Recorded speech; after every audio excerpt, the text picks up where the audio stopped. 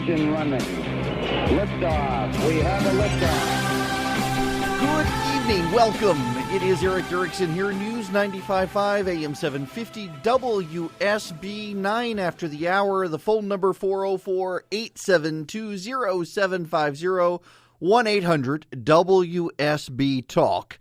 I want to begin with Barbara Bush. Before we get into the North Korean news or anything else, I want to begin with Barbara Bush. The very first time I ever met her was actually here in Atlanta at the Crowne Plaza Ravinia back in 1999, I think, 2000. It might have been 2000, but I think it was 1999. George W. Bush, beginning his run for the presidency, was sending his parents out around the country to try to rally grassroots support for him over John McCain. McCain was running as an anti-dynasty candidate, so to speak. He was really pushing the issue that we've already had the Bushes. It's time to move on to someone else. I was not a big fan of John McCain's, never have really been a fan of John McCain's, and was eager to support George W. Bush against him if Bush was going to be the guy. There were other candidates running. None of them seemed super viable at the time, but so George and Barbara were at the Crowne Plaza Ravinia. I had been the chairman of the College Republicans in the state and was still involved in party politics here, and got asked to go and got to meet them, and they were, both of them, just down to earth. I mean, this is a former president, former vice president, former CIA director, former ambassador to China, former head of the Republican National Committee, former congressman, and it just as nice as they could be. And she was just charming. And I met them again after George W. Bush had left office. Barack Obama was president. I was in Houston and got to spend a little bit more time with them. And she's just a delightful person. It is so sad. I realize everybody dies, but there are some people you just think are going to live forever. And she was like America's grandmother. And she had the biting wit. I think about Barbara Bush. I was thinking about this last night and wrote about it this morning. That C.S. Lewis has the book Mere Christianity, and he spends a bit of time delicately explaining why does the Bible put the man in charge of the household. And one of the things he says that I think is so apt on thinking of Barbara Bush is that the man is the head of the household to protect the outside world from the family patriotism of the wife. The man is the head of the household to protect the outside world from the family patriotism of the wife. And you all, I'm sure, get immediately what Lewis was talking about in that passage. That, I mean, we use the phrase mama bear to talk about mothers in many cases. And Barbara Bush was fiercely loyal to the Bushes. She was the driving force behind the scenes. And, I mean, she kept grudges. She held grudges. She kept lists in her head of people who supported the family, betrayed the family, didn't support the family, and decades later could still recite those people and what they had done for or against the family.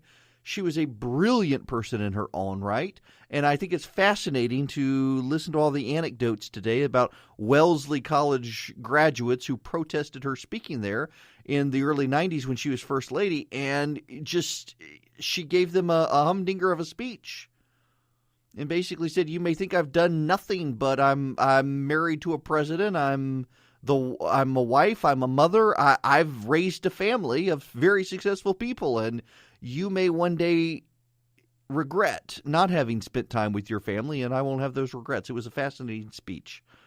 They just don't make them like Barbara Bush anymore. She's a fascinating person. And, of course, there are people exposing themselves as awful today because of her death. So there's a professor at Fresno State. I can't remember the woman's name. It's not important. She has fewer than 6,000 followers on Twitter, but a verified account because she's a tenured professor at Fresno State. And she went on a tirade on Twitter last night, championing and cheering on the death of Barbara Bush as a racist bigot whose husband destroyed her country in the Middle East, and Barbara Bush would burn in hell, and on and on and on and on. And I got news for her. Barbara Bush was a believer, and she is not. So role reversal, but nonetheless. She also gave people her phone number, people who were attacking her for her savageness towards Barbara Bush, and she put out her personal phone number for them to call her, and it turned out to be a suicide support helpline in Arizona that was overrun by people calling this woman, and so she is now getting herself in all sorts of trouble for having done that, but also claiming she has tenure, so there's nothing they can do. But what I really find fascinating is a lot of the media is circulating a piece about Barbara Bush today that came out in The Atlantic. And, it's such a good piece. It's so wise. What it is a piece by some historian who is gay and visited with the family. And Barbara Bush, apparently, he convinced her that people who are transgendered are born that way. And you see, Barbara Bush, unlike those other bigots in the Republican Party, she evolved with the times. Barbara Bush was so open-minded and tolerant of people not like her. She had someone on her wait staff in her home who was gay. And she didn't like that people celebrated transgenderism, but she came to understand. She sent a note to the guy I was with at her house saying how much I had changed her views. Even at 90, she could learn. And don't you wish you were like Barbara Bush instead of being a bigoted living Republican? This is what they do to every Republican who dies. I was listening to a buddy of mine, Sonny Bunch, make this statement, and he's so right that when Republicans die, the left immediately uses them as bludgeons against the living Republicans. And the only Democrat who can ever be attacked is one who's dead.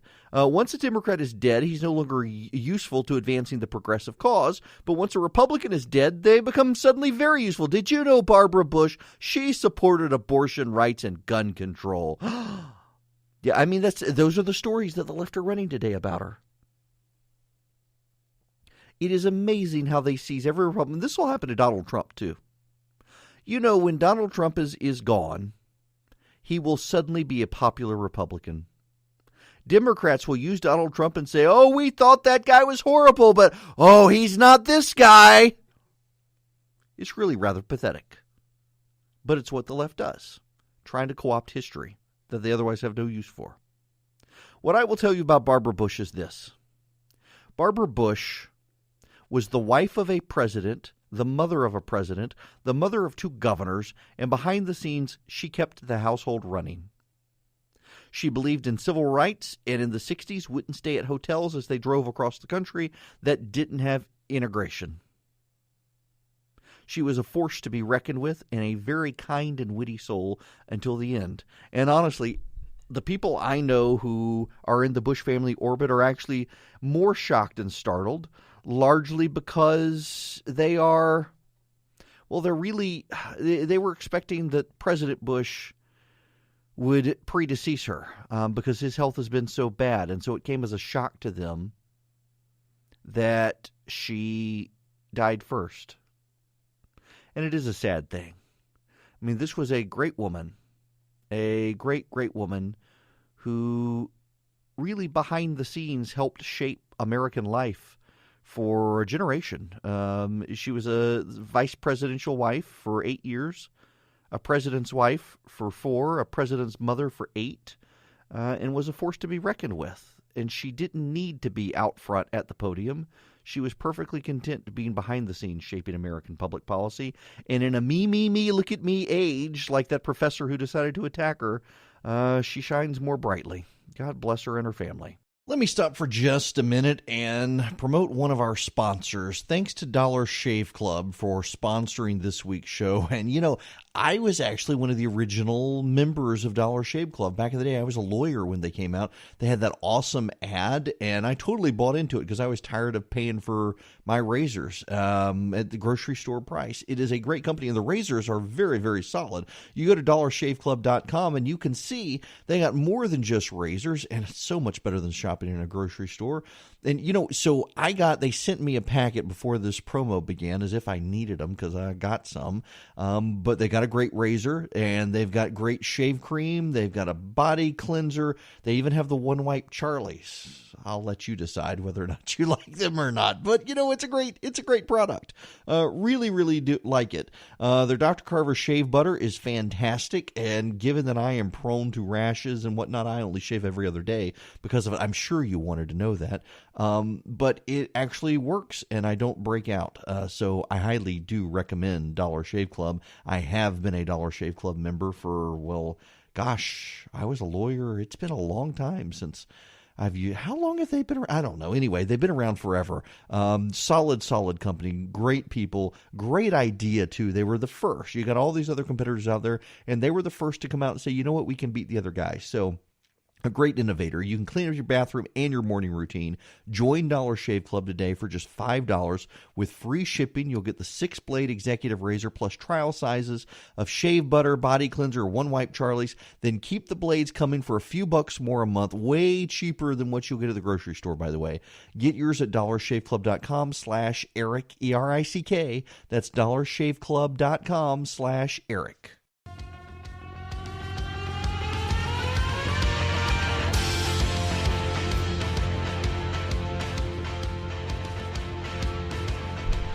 It's me, and I came within inches of starting to talk without pushing the microphone button back on. Oh, my goodness gracious. We do have to talk about North Korea. We will talk about that when we come back. Big news. Before we get there, though, this is important, I think. There is a poll out, a Quinnipiac poll that has Robert, Bob, Rob, Beto, O'Rourke, whatever, within 3 points of Ted Cruz. Don't believe the poll. I realize it's Quinnipiac and they tend to be credible, but they're not Texas pollsters. And the way they divided up the demographics in Texas really, really, really makes it look like they didn't quite do what they should have done. So, in any event, I wouldn't put too much stock in it. To the phones we go right now. Chris in Ackworth, welcome. Hey, Eric. Thanks for taking my call. Sure.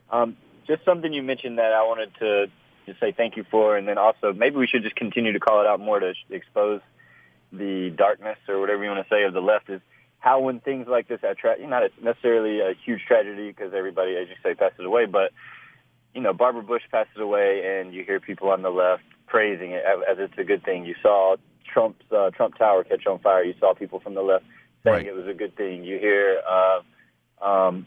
when the shooting happened at the baseball field and Republicans, people on the left were saying how it's a good thing that, Republicans died. And even elected officials cracking jokes about Trump being shot. My only point is, I think that, what can we do about that? Nothing except for expose them and call it out and retweet or repost or whenever you see a post or something like that.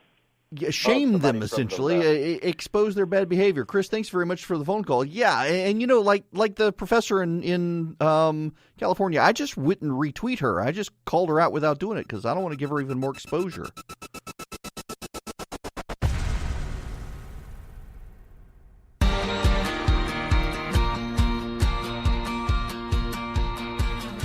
Why, hello there. It is 39 after the hour. The New York Times has an op-ed out this afternoon.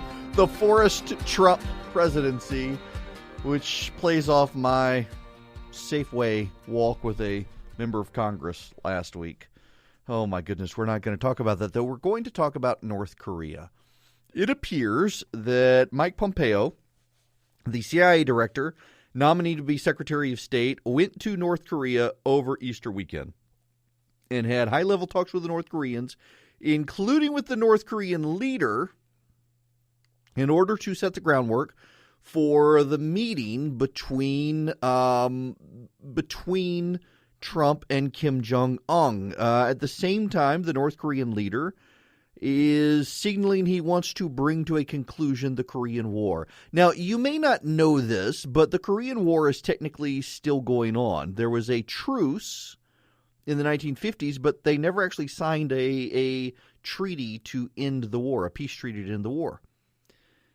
So it's technically still been going on. They now apparently want to wind that down. I've got to tell you guys, and I do feel very strongly about this, that we would not be at this point but for having Donald Trump as president, and it is to his credit. The last three presidents, Clinton, Bush, and Obama, would routinely pay off the North Koreans when they would saber rattle, threaten nuclear holocaust, and otherwise behave badly. This was the signal that the North Koreans needed money and needed food, and we would oblige them. And I think that was bad, and I think it encouraged that behavior. And hey, new president, the last three have done this. Let's do it with this guy. And President Trump had to disabuse North Korea of the notion that he was your typical American president, gladly willing to pay them off during the shakedown. And he did. It was quite effective. Everyone has freaked out about it. Everybody has freaked out about it. And I think it worked. Suddenly, the president of the United States is going to meet with the leader of North Korea. And they want to have peace talks with South Korea on formally ending their war. Now, there is another aspect of this as well, and China now has a dictator for life, a ruthless communist who no one should be praising, but he would very much like to see the American military leave Asia, and he believes that the American military in Korea would go home if there was a formal peace, because he would like to stretch China's legs without stepping on Americans, possibly causing an international incident. So he's been pushing this too. And suddenly the North Koreans realize, oh, China wants me to do this, and I can't shake down the American president anymore. I guess I better do something. Y'all, we would not be to this point without the president of the United States being Donald Trump. And I know it pains many people on the left and some on the right to give Donald Trump credit for anything. But I think he deserves credit for this. I do not believe we would be at this point if George Bush, Bill Clinton, or Barack Obama were president, because all of them were willing to go along with the shakedown scheme from North Korea to be left alone so that they could focus on other things. Donald Trump, perfectly willing to push back, and he did. And so now they want to come up with a new solution. That's a good thing. Okay, I'm switching gears to a local story here that this is WSB TV has this story, and of course it involves Clayton County Sheriff Victor Hill. He claims to be running the toughest jail around, but he's allowing a company called Outside Inside Connection to essentially serve as Uber Eats for the jail in Clayton County. Now, for those of you who don't know what Uber Eats is, if you're in the metro Atlanta area, I've got it on my phone. If I'm in the office or something, there are several of them, Uber Eats, Grubhub, several others, where you can pull up your location. It'll show you the restaurants in the area that are willing to deliver you food, and an Uber driver or someone will go pick up the food and bring it to you for a fee. And it is really handy if you're stuck in the office, you don't want to eat out of the vending machines, you want something good to eat, well, here's a service that does it. Well, this is kind of like that, an Uber-style service for meals for the jail. Jalapeno burgers, beefy nachos, Philly cheesesteaks. And some of the visitors to the jail, they use it for their families, but a former inmate says it's not always reliable. You pay for it and you don't get it. They go and tell you they're going to go get the food and they never bring it back. So some of the inmates are being ripped off by this to begin with. But should they not be eating prison slop? They're in prison. I mean, one of the people, this is a quote from one of the people, they're still human. Why do they have to eat slop? Because they're in jail. That's why they have to eat prison slop. It's called punishment. We're not there to tickle them and give them sensual massages. No. We're there to punish them. It's called prison. They did something wrong. They broke a law. They should not be getting Uber Eats or a competitor to show up and deliver them a meal. The only real part and aspect of this that's punishment is apparently the company doesn't show up sometimes after receiving money, according to former inmates. But y'all, this is ridiculous. To have a meal delivery service for prisoners. No, they're prisoners. Eat the garbage in the prison. It's not supposed to be good because they're in prison. My goodness gracious.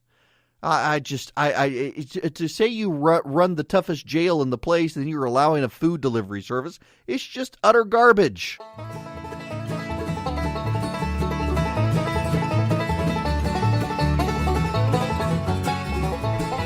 It is 55 after the hour. Yeah, I'm trying not to break down in sobbing tears over some of these Barbara Bush stories that are trickling out. My goodness. There is news at this hour, at this time, at 5:55 p.m. on this Wednesday, the 18th of April. Karen McDougal has been released from her contract with American media. Who is Karen McDougal? She's the other Playboy playmate who claims to have had a relationship with Donald Trump while Melania Trump was pregnant with their son Barron. And she filed a lawsuit with American Media, the National Enquirer's parent company, which had basically paid her some money for an exclusive in perpetuity, meaning that she gave them the story and she couldn't give it to anyone else, and then they didn't run it. And there is ongoing evidence that they did this for Donald Trump and other friends of the publisher, where they would buy up stories with exclusive contracts and then not run them to protect the friends of the National Enquirer. Well, she sued them, and as part of the settlement, which they have now settled, she is allowed to tell her story. And I suspect we'll be hearing a lot about this in the coming days, just because there are so many more important things in the world, but the media would rather focus on stuff like this, which is actually rather frustrating when you think about it, particularly with the North Korean situation. Now, when we come back, we do have more news to get into, including Mitch McConnell supposedly blocking the Senate from protecting Bob Mueller.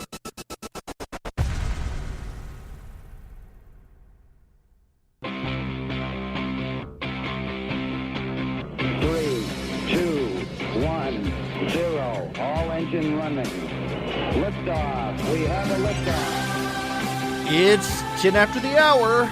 I'm Eric Erickson. This is Atlanta's Evening News. The phone number 404-872-0750, 1-800-WSB Talk. There are a number of stories circulating. It was actually a top story on the Drudge Report. Big headline story this morning. Mitch McConnell has squashed the legislation to protect Bob Mueller's investigation. Senator Tom Tillis of North Carolina and several other Republicans have proposed a piece of legislation that would prevent the president from being able to fire Bob Mueller.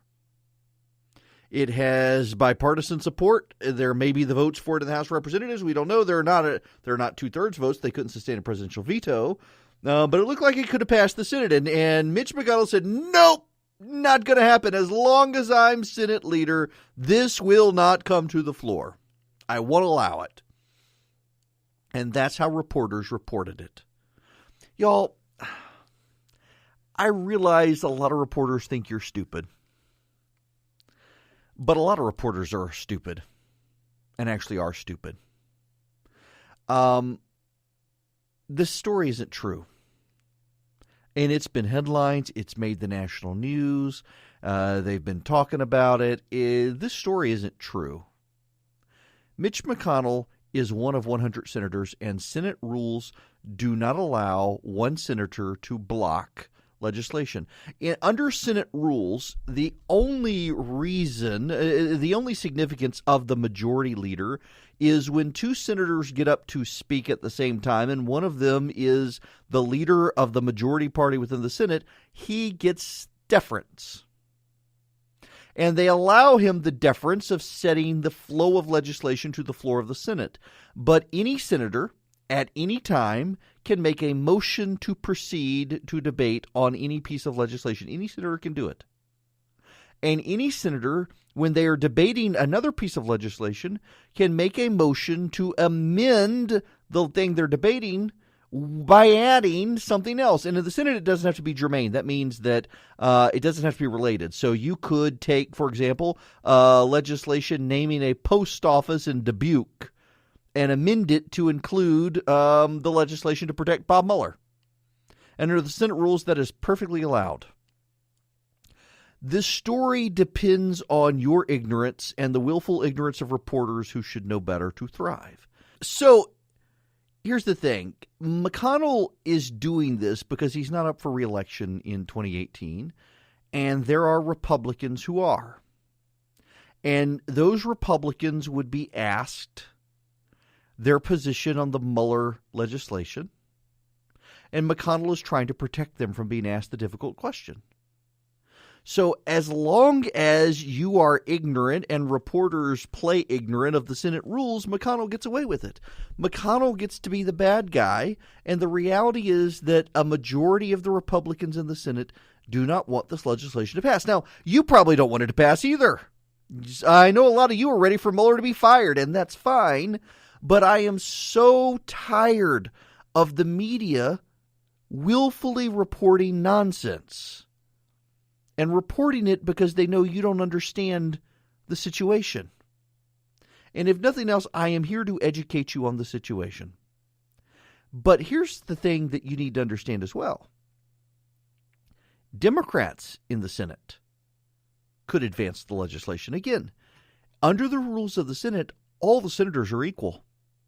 The only deference given to the majority leader and the minority leader are by virtue of their parties. The actual most powerful person in the Senate is the Vice President of the United States when he chooses to be there, and when he's not, the President pro tem of the Senate, who runs the show and can be overruled. Even he can be overruled. But they run these stories because you don't know better. And no one of you, not a single person listening to this program, unless you're a parliamentarian for the Senate, can be expected to know the rules of the Senate. They are arcane. But I happen to know one of my very best friends who's actually a UGA grad, has a PhD and is an expert on Senate procedure. And he and I were talking about this yesterday, and then I called him up this morning, and we're talking about him just to get clarity. And he's like, nope, McConnell can't block this legislation. What's actually going on here is that Republicans want you to believe McConnell can block it because Republicans don't want to have to take a position on it. But that you should also understand Democrats don't want to take a position on it either. See, Democrats want the issue out there festering. Democrats are afraid it might pass. And if the legislation were to pass and the president to veto it, well, you got a different fight on your hands. But what if it actually passed and the president signed into law? Then suddenly all the Democrats' grievances for 2018 go out the window. What's really going on here is that both parties in Washington, D.C. would rather fight these things out at the ballot box in an election year than actually try to tackle them. And then they'd like to complain about gridlock and partisanship. Can I just tell you guys, and I know I'm a bit of a broken record on this program for saying it, but gridlock is actually a feature, not a bug of our system.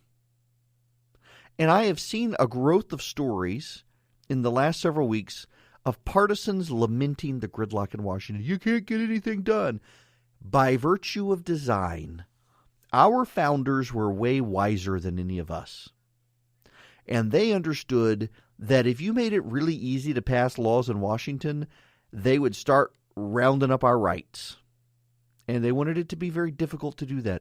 They wanted it to be very difficult to pass anything meaningful. When you think about the major legislation that's been passed in the last decade, with the exception of when the Democrats controlled everything or when the Republicans controlled everything, the major legislation came about typically because of national crises, financial, national security, or otherwise. And it's by design. This is the way the system is supposed to work. We already have enough laws in Washington, D.C. It is fitting that it has become more and more difficult to pass laws in Washington, D.C. over time because we don't really need any more laws in Washington, D.C. The states are the laboratories of democracy, and in many cases, they can pass the laws. We don't need Congress to pass the laws. And all this kabuki theater in Washington, say, oh, it's all Mitch McConnell's fault. We can't get anything done. He's blocking everything. It's actually not true. It's not true under the rules or the precedents of the Senate that is true. Any senator tomorrow, including Tom Tillis, the sponsor of the legislation, could go to the floor of the Senate and make a motion to proceed, and if a majority agreed, they would proceed. But see, even Tom Tillis, he doesn't want to run afoul of his party. He doesn't want to put his Republican colleagues in awkward positions in the run-ups to the midterm election. So he's not doing it, even though he has the power to do it. And instead, they're running to the press and saying, oh, we actually can't do this. Mitch McConnell's blocking it. That is simply not true. Let me stop for just a minute and promote one of our sponsors. Thanks to Dollar Shave Club for sponsoring this week's show. And, you know, I was actually one of the original members of Dollar Shave Club. Back in the day, I was a lawyer when they came out. They had that awesome ad, and I totally bought into it because I was tired of paying for my razors at the grocery store price. It is a great company, and the razors are very, very solid. You go to dollarshaveclub.com, and you can see they got more than just razors, and it's so much better than shopping in a grocery store. And, you know, so they sent me a packet before this promo began as if I needed them because I got some. But they got a great razor, and they've got great shave cream. They've got a body cleanser. They even have the One Wipe Charlies. I'll let you decide whether or not you like them or not. But, you know, it's a great product. Really, really do like it. Their Dr. Carver shave butter is fantastic. And given that I am prone to rashes and whatnot, I only shave every other day because of it. I'm sure you wanted to know that. But it actually works, and I don't break out. So I highly do recommend Dollar Shave Club. I have been a Dollar Shave Club member for, well, gosh, I was a lawyer. It's been a long time since I've used. How long have they been around? I don't know. Anyway, they've been around forever. Solid company. Great people. Great idea, too. They were the first. You got all these other competitors out there, and they were the first to come out and say, you know what, we can beat the other guy. So a great innovator. You can clean up your bathroom and your morning routine. Join Dollar Shave Club today for just $5 with free shipping. You'll get the 6-blade executive razor plus trial sizes of shave butter, body cleanser, One Wipe Charlies. Then keep the blades coming for a few bucks more a month. Way cheaper than what you'll get at the grocery store, by the way. Get yours at dollarshaveclub.com/Eric, ERICK. That's dollarshaveclub.com/Eric.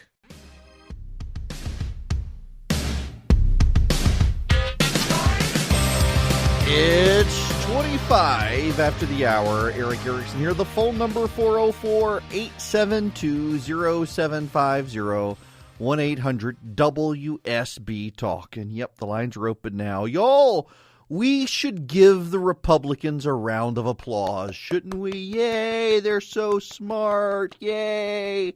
What did they do?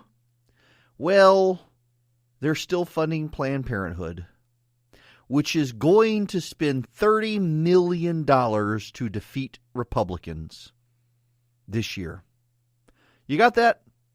The Planned Parenthood's political action group is going to spend $30 million minimum. That's what they've allotted thus far, $30 million to win the House of Representatives and Senate for the Democrats. And every dollar they are spending, because money is fungible, every dollar they are spending is offset by the millions of dollars the Republicans in Congress are sending Planned Parenthood. Because by the Republicans in Congress sending Planned Parenthood millions of dollars to fund all of their other services, the money Planned Parenthood would have used to fund those services can now flow over to their campaign war chest and beat the Republicans. I mean, they deserve it if they're going to be that stupid to continue to fund a Democratic outfit. I mean, this is what the GOP deserves. If they're going to be that stupid, they deserve to be beaten with their own money, essentially, with your tax dollars, essentially. I mean, they should never. They've promised over and over and over and over and over that they would not fund Planned Parenthood, and yet they have.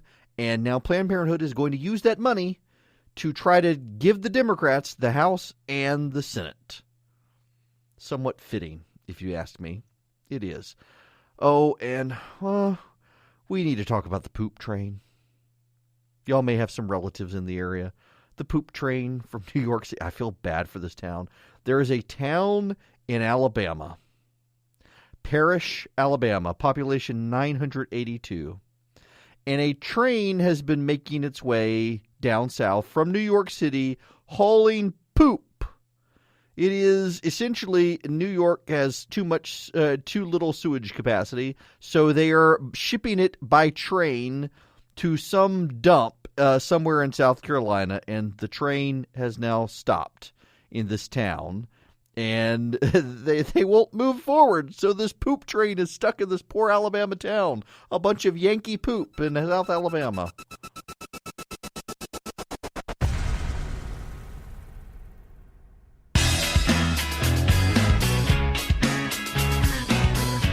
Hello! I'm back. It's 39 after the hour. The phone number is 404-872-0750, 1-800-WSB-TALK. Let's return to the phone, shall we? Alicia in Atlanta, you are up next. Welcome. Hi, Eric. Great to talk to you. Thanks. Listen, I am so disappointed in Neil Gorsuch's decision to side with the liberals in regards to the immigration case. Have you heard anything from Washington, like Trump's reaction or the Republicans' He apparently reaction? was disappointed. I've got to tell you, though, I read his concurrence, and I'm not upset with him for his reasoning. Because, really? Yeah, so here's his reasoning. Let me see if I can explain this to you. And you don't have to agree with me, but let me explain his reasoning, his concurrence. It is that the law as written let judges substitute their own whims for what Congress thought they should do. Essentially, instead of Congress laying out, here's the type of people you deport, the law essentially let judges decide. Oh, okay. And he said that he doesn't agree with the liberals on the court who he was siding with, who think that no one should be deported if they're a violent felon. And that was essentially their position. What he is saying is that Congress too often tells judges and bureaucrats, you know what, we don't want to have to deal with deciding this. You guys decide with it. And he says that's Congress's primary job. And if they abdicate their role to unelected judges and bureaucrats, then suddenly we're not a nation of laws, we're a nation of bureaucrats, and that's unacceptable. Okay. Oh, well, I feel a little bit better then. Well, so, it's interesting. The Cato Institute, which is the big libertarian think tank in Washington, right? They released a statement today and said that this long-term, his decision, his concurrence, will pay dividends for individuals if he can get the conservatives to go along with it, because his entire point is that the Supreme Court has to stop allowing Congress to empower judges to use their own discretion in how to hand out rights and liberties. Well, I concur then. Yeah, I mean, I thought listen, I read his concurrence because I was dumbfounded. Why on earth would this guy side with these liberals? And he made it very clear in the very first page of his concurring decision. He said, I don't agree with them on why they want to do with this, but I have to agree with them that this law allows judges way too much discretion. And the problem is that they want even more discretion, and they don't want people to be deported. And he even says in his decision he is perfectly happy to deport all illegal aliens in the country, but he just wants Congress to tell us to do it, not say, hey, liberal judge in California, you decide. Oh, well, I agree with that totally. I feel so much better, Eric. Thank you for that explanation. And real quick, I hope your wife is doing well. Oh, you know what? God Keep her in your prayers. So we have our next round of scans on Tuesday, and I'm at the stress breaking point this week because we've got the run up to having Tuesday, and every time we get to this point, I get a little apprehensive. Of course you do. Well, I'll say some prayers for you and your wife and your family. Thank you so much, Alicia. Thanks very much for the phone call. Bye-bye. Yep. So, folks, this was the decision yesterday with Gorsuch. And I've got some friends who are very upset with him because their big issue is immigration. My big issue is not immigration. My big issue is individual liberty. And if you've been a listener of this program since 2011, you have heard me say over and over, Congress keeps abdicating its powers to the unelected. So Congress can say, it wasn't us, it was them. And, oh, by the way, you can't do anything about it because they're unelected. And that was Gorsuch's entire concurrence, was Congress cannot keep doing this. That must be considered unconstitutional for Congress to let the bureaucrats and the unelected judges set the standards that a democracy requires elected officials set. I thought it was a huge win for personal liberty myself. And I realize some disagree because they really wanted these people deported. But even Gorsuch said she's perfectly happy deporting these people. It had nothing to do with that. It had to do with Congress abandoning Congress's role, giving it to an unelected person to do. Y'all, I have not been to SunTrust Park yet. I have not been to a Braves game since the park opened, and I need to remedy that this year. I do. I feel bad about it. I've had friends who have gone over there to have dinner and stuff even, and they love the area. In fact, I've had one friend of mine, maybe it was Charlie, I can't remember, somebody described it as the entire park is absolutely designed to distract you from the baseball game. I mean, I would like to go see the baseball game, but I haven't even been into the whole facility over there. I've got to remedy this year. But, you know, I just have this nagging suspicion that the Braves owners aren't fully invested in the team. Part of me really wishes that Ted Turner still owned the Braves because, you know, Turner, for all of his faults, and he had many, I'd totally love to interview that guy sometime. I would just love to hang out with him and pick his brain. We would disagree on almost everything, but I would still love to actually meet Ted Turner and chat with him. But he was a fan. He loved the Braves. He really liked the Braves. And the team thrived under Ted Turner, and I just don't know that an abstract corporation is as committed to the Braves winning as a fan who owned the team was. Kind of like the Ricketts in Chicago. The Ricketts family, friends of mine, they own the Cubs now. And they own the Cubs. The dad owns the Cubs largely because his kids were huge baseball fans. When the team was up for sale, they really wanted the team. That they grew up cheering the Cubs. And so they bought the Cubs, and so they took care and have taken care of the team as fans of the Cubs and really turned the Cubs around. And I love it because I actually grew up a Cubs fan. I didn't grow up a Braves fan, and so it's awesome. But, yeah, there's something to be said for rich fans buying the teams and Ted Turner owning the Braves. All that to say, I still need to go see a game.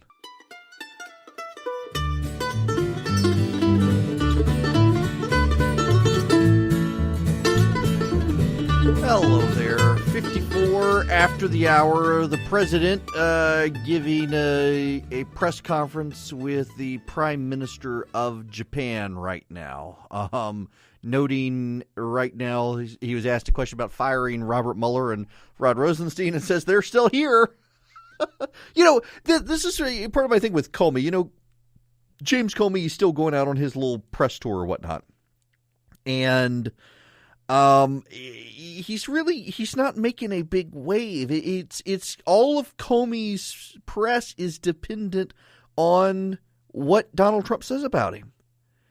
And I think the president has finally realized this, and he stopped trying to blow up James Comey on social media, which then, of course, obligates the media zealously to reach out and say, "Oh, James, what do you think about the president?" If the president's not mentioning him, there's nothing to do. So, I mean, I hope the president, the press conference just ended. I hope the president realizes this and the president stops mentioning James Comey. I think he should stop mentioning James Comey and let Comey fizzle. You know, again, it's so preposterous, the James Comey story. And the media, it just wants to dance around the fact that James Comey was the FBI director. James Comey had all of the stuff that he supposedly knew, all the classified stuff. And based on James Comey's knowledge of the events, James Comey's knowledge of the Russian collusion, James Comey's knowledge of everything, James Comey does not think the President of the United States should be impeached.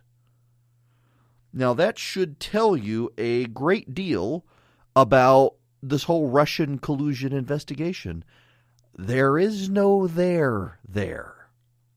It is just liberal fan fiction designed to distract from the fact that Hillary Clinton was a terrible candidate who let her campaign manager Robbie Mook run a terrible campaign by not listening to one of the most successful politicians in American history, a guy named Bill Clinton. They completely ignored all of his advice, deciding he was out of touch. And had they listened, they might have won, because he was telling them pay attention to blue-collar voters and go to Wisconsin, the two things that they refused to do. So we got to blame something other than that. So let's blame the Russians and James Comey.